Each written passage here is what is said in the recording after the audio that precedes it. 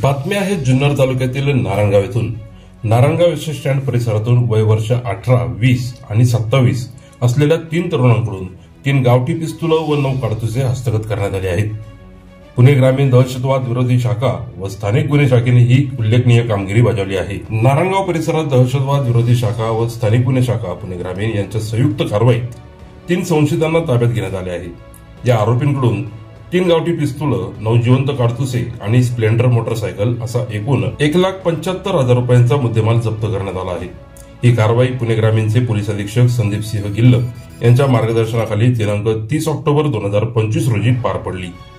Narayangaon S stand परिसरात 3 संशयित इसम फिरत असल्याची गोपनीय माहिती मिळाल्यानंतर पथकाने सापळा रचून ही धडक कारवाई केली। त्यामध्ये ताब्यात घेतलेले आरोपी धनंजय चक्रधर साळुंके वय 20 वर्ष, राहणार कारेगाव, तालुका शिरूर, जिल्हा पुणे, सूरज आप्पासाहेब कर्डिले वय 18 वर्ष, राहणार रामलिंग, शिरूर, जिल्हा पुणे, अनमोल दादाभाऊ जाधव वय वर्ष 27, राहणार कारेगाव, तालुका शिरूर, जिल्हा पुणे। या प्रकरणी नारायणगाव पोलीस ठाण्यात गुन्हा दाखल करण्यात आला असून आरोपींनी पिस्तूल खरेदी व बाळगण्यामागील हेतू तपासला जात आहे। माननीय न्यायालयाने त्यांची दिनांक 4/11/2025 पर्यंत पोलीस कोठडी रिमांड मंजूर करण्यात आली आहे। दहशतवाद विरोधी शाखा, स्थानिक गुन्हे शाखा व नारायणगाव पोलीस स्टेशन पुढील तपास करत आहेत। यातील मुख्य आरोपी धनंजय साळुंके याच्यावर यापूर्वीही दुखापतीचा गुन्हा नोंद आहे।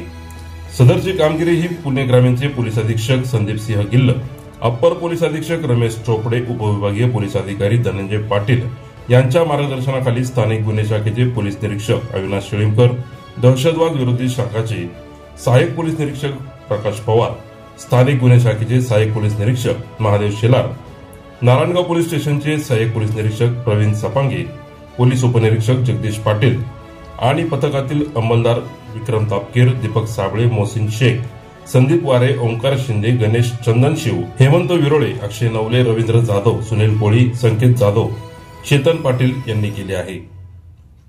पुणे ग्रामीण पोलिसांच्या धाडसी आणि वेळीच केलेल्या कारवाईमुळे संभाव्य गंभीर गुन्हा टळला असून नागरिकांनी पोलिसांवर ठेवलेला विश्वास अधिकच दृढ झाला आहे। ब्युरो रिपोर्ट, अमर भागवत, ग्राहक समाचार, नारायणगाव।